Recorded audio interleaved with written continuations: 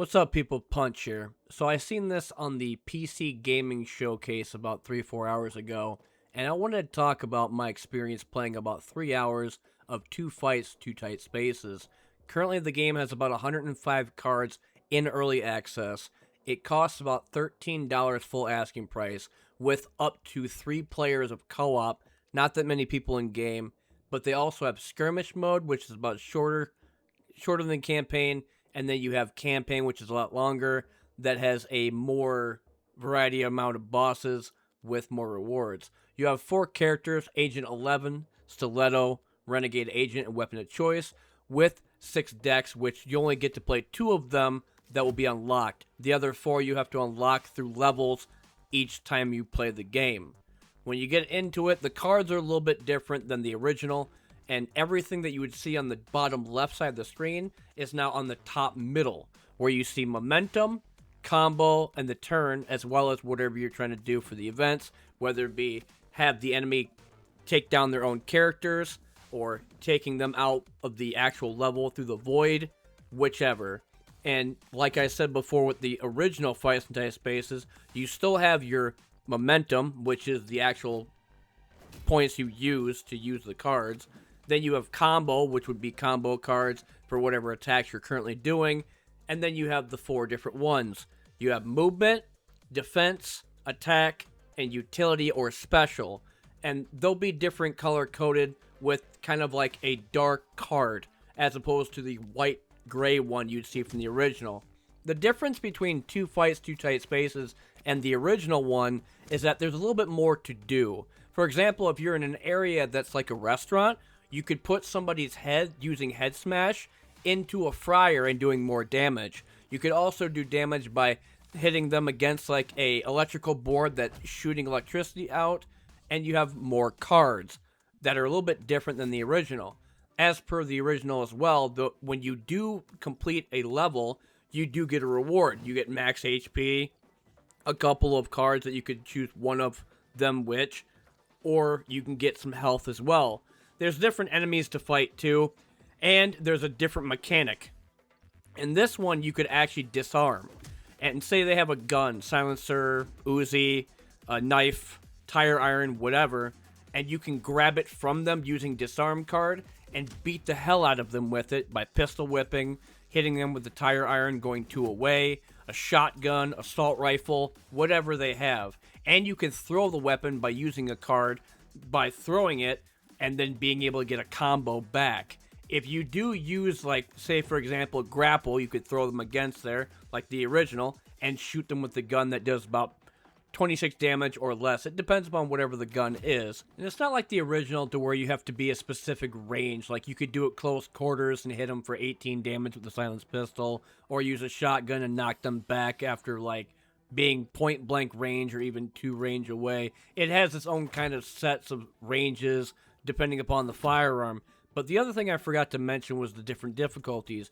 In the original, you had different types of modifiers that would be like brutal, that if an ambassador dies or an informant dies, the game would be over. In this one, they have a couple of different ones that make it tougher, and I'm currently playing on the toughest one right now, which is called Reckless.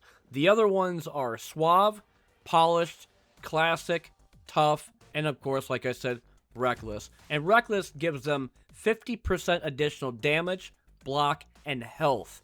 The other ones will give you rollback, which will allow you to take your turn and be able to do it again if you mess up.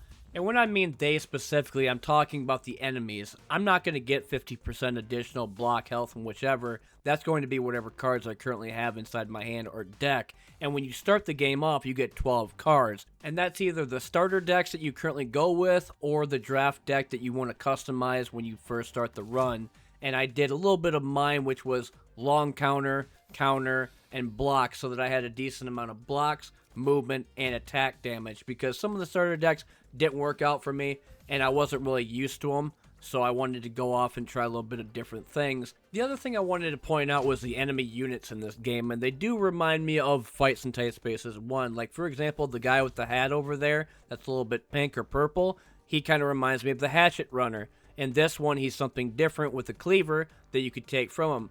Or they have Shooter, and they have a Specialist where they have a knife and body armor They have another one that kind of reminds me of the gangsters from the I Complete I mission, but you'll see a lot of them from the original in the second one that are completely different, with some also new units. In campaign, it's a lot longer, and it's not like the first one to where you go through chapters in fighting the bosses. There's different sections to where you fight these bosses in a long run, currently right now for early access. And I didn't know this until I got to the first boss, which is the boss man that has a pump action shotgun. But they still have the medical center to where you can heal up, and it'll go 10 every time you heal. So it'll go 20, 30, 40. They also have the gym to where you could buy abilities, upgrade abilities, and remove abilities. And you could also increase your max health. So if you have enough health from your restorative, then you can go up +4. But then you have these new units to where they have really big hair and they have a knife. You have other ones that will try to shoot at you with an assault weapon. You have other guys that have like a bar and they'll hit you for 2. They'll kick you into stuff, so on and so forth. But when it comes down to the actual game itself, it's a lot of fun compared to what I played from the first one. And I did put about 310 hours in that game. And it was early access before it became 1.0.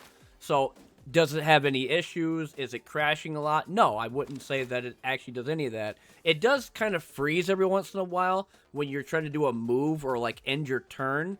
But otherwise than that, it's not much of an issue playing the second Fights in Tight Spaces. And this is on single player. I'm not playing with co-op because, again, it's kind of weird to see a game like this have co-op. And I'm kind of curious as to how that would be.